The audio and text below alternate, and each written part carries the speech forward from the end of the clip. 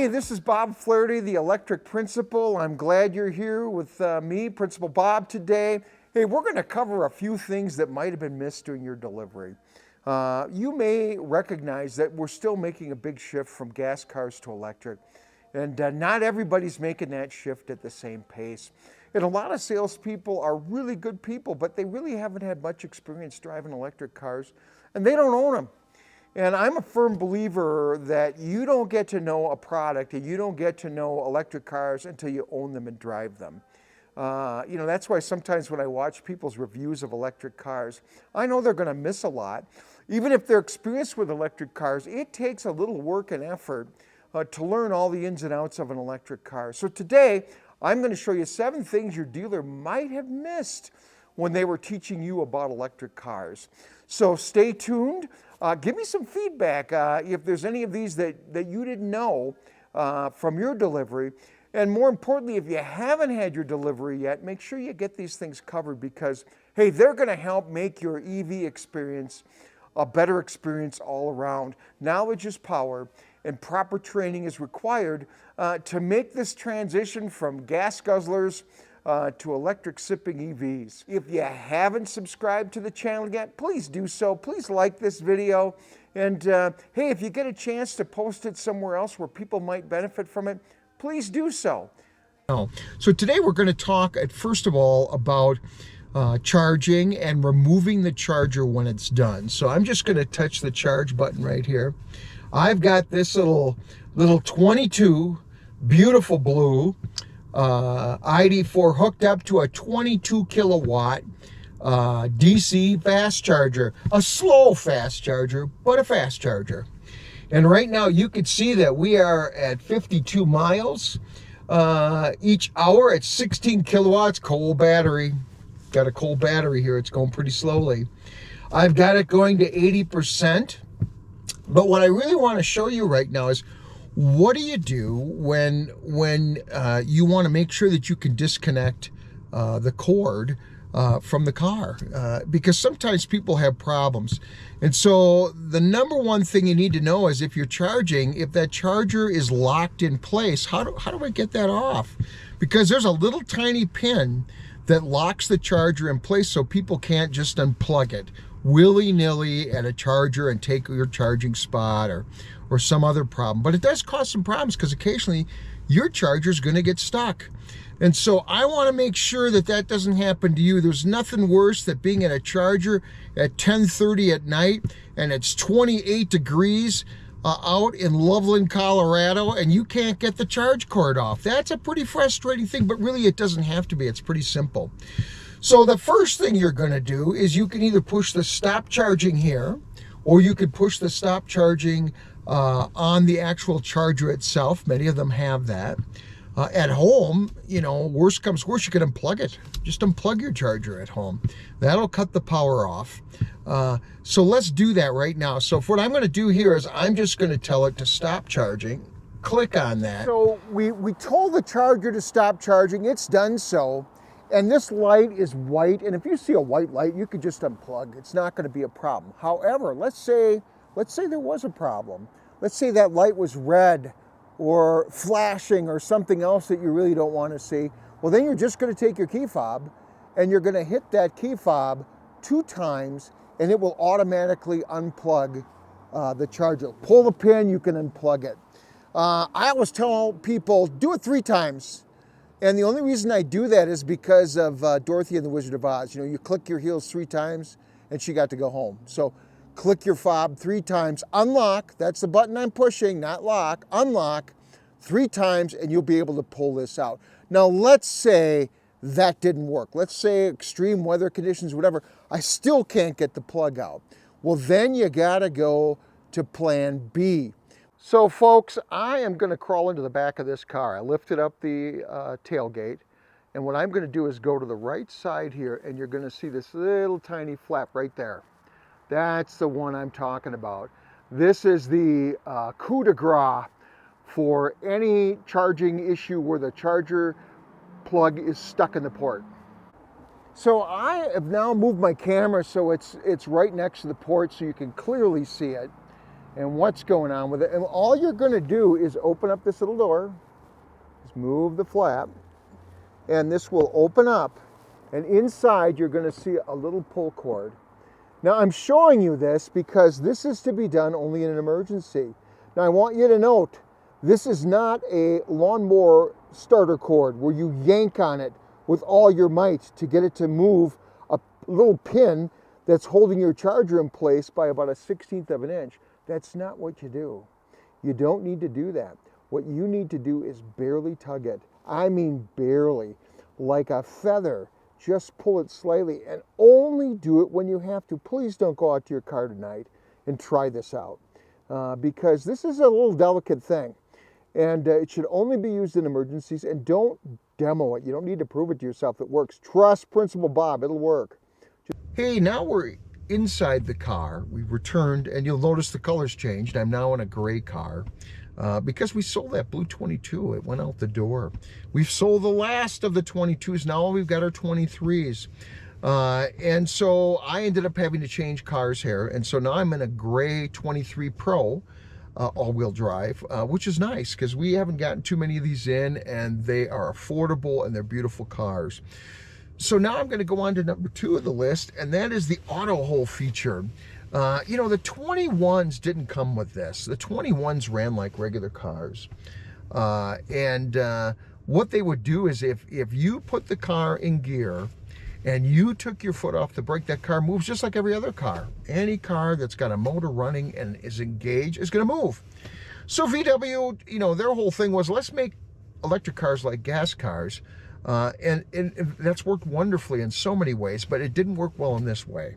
Because what would happen is somebody might get distracted in the car, they've got the car in drive, they take their foot off the brake, they start fumbling around looking for the keys, and the next minute they find themselves in the bumper of a car across the parking lot and didn't even realize the car was moving.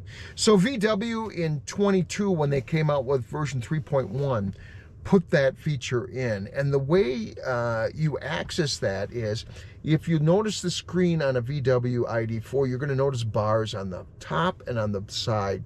Those are telling you their menus that are behind it. All I have to do is push this down, and voila, I have the auto hold function here. And if I click on this and my car's in drive, I'm going to move forward. And the reason I want you to know that is because occasionally customers have turned that off and they don't know how to turn it back on. And so that's in our little hidden menu here that you could just swipe up and away it goes. So that was feature number 2 that you should have been taught when you bought your car. The next thing I'm going to tell you is that along with that, you're going to have little gears that show up in the corners often on these cars. I just went into climate mode here because it's got one of those gears. And if you click on that gear, it's going to take you to another menu, another layer. And this car is set up for climate control, that when you get in the car and unlock the door, the heated seats are going to go on automatically. And you could turn that on or off, right? So you have that functionality, but you don't necessarily know about that because it's one of these little menus up on the right-hand side. And if you see a question mark, same thing. You click the question mark, it's just going to help educate you. So I want to make sure that you knew about the gear. That's one of the items you need to know about when you drive this car. Along with that is that you have to recognize that everything on the screen is active. I'm just going to say that, you could turn the entire heating system off by touching that button, and nothing works. So just recognize that's there as well. That's something else that some people don't realize. And so I'm just going to throw that little jewel in there along with the gears and the question mark thing. Number 5 is, how do you silence your radio? A lot of times you'll be playing tunes, you'll be listening to music, and all of a sudden what's going to happen is that you need to quiet that down. Let's say you're going through a drive-through and you need to order your Diet Coke. Well, you need to turn that down. And what I see a lot of people doing is, if we turn the radio on, I'm going to just click it on right now. It's playing away. Right here I got Bruce playing, who, by the way, March 3rd is going to be in Denver. I'm going to be in the audience because I'm a huge Bruce Springsteen fan. But what you'll do to turn the audio down or turn Bruce down is you simply slide this over, and you can adjust the volume that way. You can also do it on the steering wheel, right? But that takes time. That's awkward. What people don't realize is that you've got this button right here, and that just does the same thing. It will silence the radio. And it's kind of weird because that's not intuitive on this car, because the whole radio operates on the main screen, but you've got this little power button, and that's how you turn the sound off. And, you know, the misnomer there is that it's a power button, but it's not turning the power off. It's just turning the volume off. So that's a little confusing for people. And so that's one of those things. The fourth thing I wanted you to know is how to silence that radio. The other thing I got going here is navigation. You know, people ask me when they're buying a new ID.4, well, how's the navigation system? And I'm real honest. It's not that great. Because VW or GM or Mercedes, or you name the company, they haven't spent the money and resources that Apple or Google have spent to make these systems operate. So I rarely ever use the navigation. The only time I use the navigation is when I have no cell phone reception. If I go up into Rocky Mountain National Park, here just 30 minutes away from beautiful Fort Collins, Colorado, I don't have cell phone service up there. So then I'll use the nav, and it works just fine. It's adequate. But there is one function I really love on the navigation menu, and I'm going to show that to you right now. If I click on nav and I click on map, I'm going to get this to go to a map setting here. And what I really like is if I pinch this map, you know,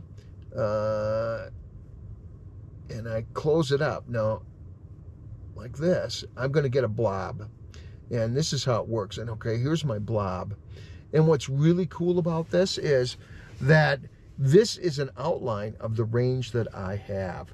Now, according to this map, where I'm located, I could just about get to Aspen. I can go to Casper, Wyoming, and make it. This is really useful when you're road tripping and I'm trying to see how my range is going and whether I'm going to make it. I will often turn this on because it gives me that outline that takes into account the mountains.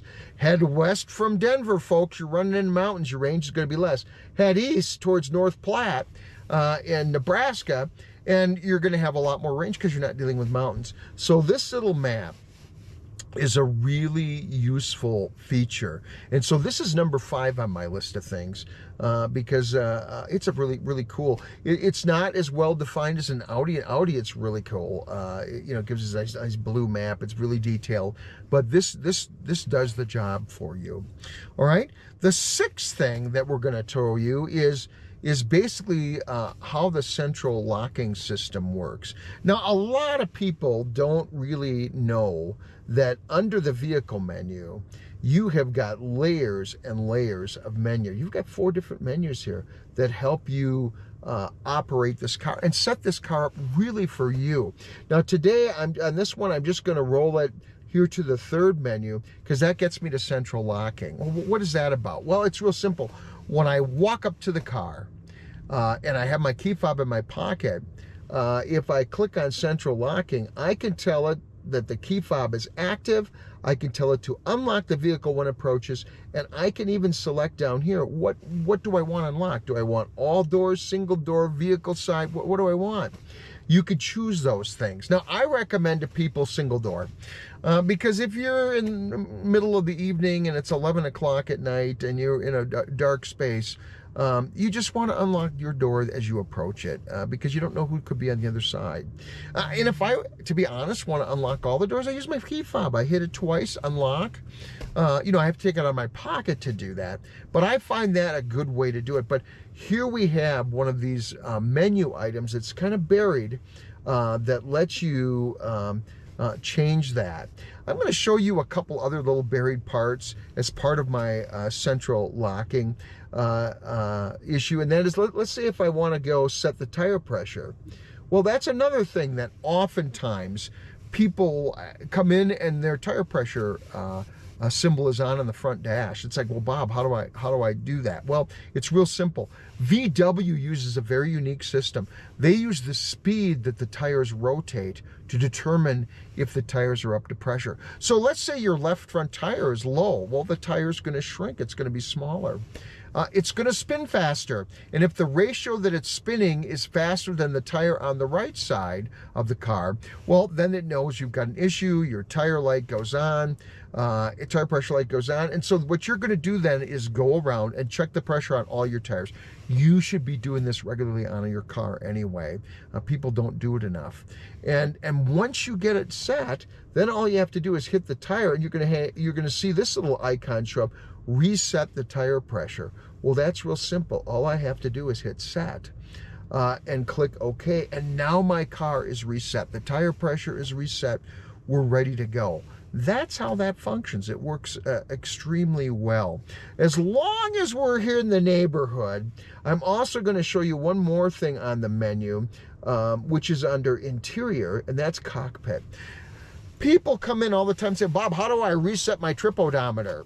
And then I have to explain to them, well, you got to go into the vehicle menu, and then you got to go into the cockpit menu. Now, it doesn't make sense to me, right? I mean, why not have a button that says on here clearly what we're going to do with this, and that is reset the trip odometer. Why don't you just say trip odometer and we click on it? But no, we're going to go into cockpit. And now you can reset all the driving data. Since your start long term, you can do that, but you got to go in the cockpit menu to find that. So I know that's really beyond central locking. I'm sneaking in a few extra things here, but hey, I figured you wouldn't mind if I taught you a little more. So that's how you do that. So now we're going to go back to the main menu, and then we're going to talk a little bit about how to reset this whole screen and reset the factory settings. All right, so number 7, how do I do that? Well, you know, these cars are complicated. They have a lot of things that you can change and alter, and oftentimes what happens is people will change and alter things. They forget how they do that, and then something isn't working right, and they can't figure out how to do that. Well, there's a magic cure for all ills, and that is you can just reset to factory settings and start over if you need to. Now, it's fairly drastic, but you can do it. And how do I do that? Well, I go to settings, I click on the menu here, slide down, and I can restore factory settings. And if I click on that, it will allow me to do that. I go back to what it was when it was a brand new car. I can also click on mobile devices here, and I can add or delete mobile devices, because that's another question I get from people. How to, you know, they might have way too many phones. Somebody else needs to be added. They don't know how to delete a phone. Well, that's where you're going to find it, under mobile devices. And you're going to find that under the option menu. I'm going to go right back to it to show you where that is. So you can do that easily. All right, that is under the settings menu, and that's where you're going to find it. Okay. The 8th thing on my official list is really, how to reset just this screen. I had a customer, for example, come in a couple weeks ago, good customer, bought an ID.4 22 from me, and he had a sensor going off in the car. Beep, beep, beep. It was annoying. And he came in and said, Bob, why is it doing that? And, you know, I didn't know why it was doing it. I couldn't tell him why it was doing that. You know, this car has multiple computers in it. It has multiple systems in there. And sometimes, like all electric cars, things can go wrong. And I do mean that. You know, I have not owned one electric car from any make or manufacturer that has not had some glitches to it. You know, my Tesla, for example, I'm driving down the street and the screen goes black. That's done 3 times to me now. I come in my Tesla in the morning and my left rear window is down 1/3 of the way. You know, why is it doing that?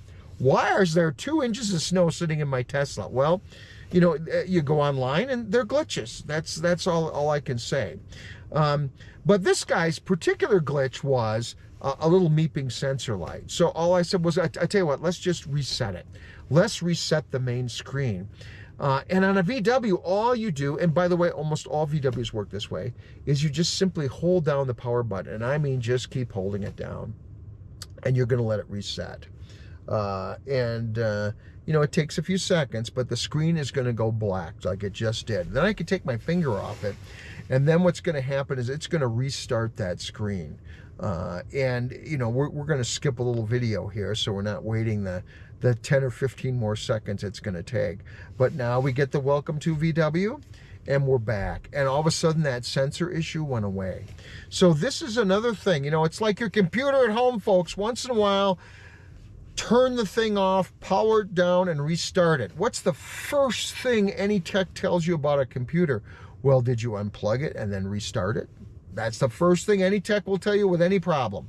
It is the number one solution. And so you shouldn't be surprised in electric cars that is how you do it. Oh, we got the radio on. How do we silence that? We just push that, right? It reset everything. So my radio went back to Bruce Springsteen, coming March 3rd to Denver. So that's how you do that. Now, the other issue I get with people with ID.4s on occasion are temperature issues. They're concerned that sometimes the car is blowing some cold air on them, and they don't understand how all of this interacts and why that could be happening. Well, I've got two solutions for you, folks, that could help you out if you're having this. Number one is in the mode, right? If I'm in mode and I choose eco, guess what? Eco means we're going to use as little electricity as possible. But when you're in eco mode, the heater and air conditioning doesn't work so great. The air conditioning comes from the outside, fresh air coming in. And you're going to get fresh air coming in eco mode. And that's going to feel cold in the winter. So make sure if you want to stay warm that you're out of eco mode. The second thing that I want you to notice is that in climate control, oftentimes when I have the defroster on, like I've got it set right now, and you see it's on, look what else is on, air conditioning. Well, why? I get that question from a lot of customers. Why is the air conditioning on? Well, the air conditioning is on because it's taking moisture out of the air so that your windows don't fog up. And so the air conditioning is running, and there are times when I'm not worried, I have no fog, no issues. I'll actually turn the air conditioning off. I'll manually just change it over and take that off. And that works really well. So if you're having some cold issues, this is my number 9 issue, you know, that's probably what's going on. All right. Now, the 10th issue, the final on that issue, a little cool thing I want to show you is a lot of VWs have this feature, but I find that a lot of people don't know about it. So this is my last one for today. And, you know, folks, what I want you to do is if I've missed something today, before I show you the final one, let me know that. If there's something that bugged you or you didn't know, add it, and I'll do another video on adding the ones that my followers come up with. But this one is real simple. If you put the car in reverse, I'm just going to reach over and do that. This is the screen you're going to see. And the way this works is, you know, we live in Fort Collins, or you live in Wisconsin, or muddy places. This gets terribly dirty. It's exposed to the elements. But in a VW, all you have to do is grab a hold of the window washer control and push it straight back towards the dash and hold it. And voila, you're going to see your camera cleaned off with a jet. And it's a really nice system. I really like how it works. It's pretty cool. And then just don't forget to pull the windshield control back towards you one time, because otherwise what's going to happen is you're going to end up with the rear windshield wiper running. So you want to do that. So in the short of it, folks, those are 10 things, plus a 3 or 4 extra I threw in there, of things that you should have been taught when you had your car delivered, but maybe were not. Or your dealer was just so busy, or you were tired and you didn't want to go through a long delivery, because that happens, you know. I mean, delivery is somewhat of a taxing process. You go through finance, you do a ton of stuff going through the car. There's a lot of things to learn, and you get on overload, and you want to just be done with it. And you might not. Your car salesperson might have said, okay, you know, come back some other day, and we'll give you a second lesson. And so it's easy to miss something. But I'm hoping you found some things in here that'll help you out. If you have a couple items in here that that weren't covered, add them there. It would be helpful to me.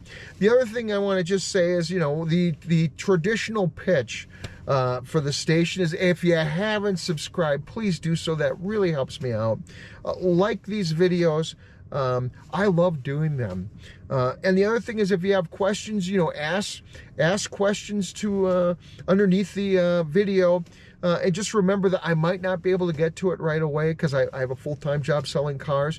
But a lot of my subscribers are super knowledgeable, super smart, and they'll answer those questions for you. I find oftentimes I don't even have to do it because the customer's already done it. So please put those questions in. Thanks for joining the electric revolution. I appreciate you driving electric cars, or moving that way.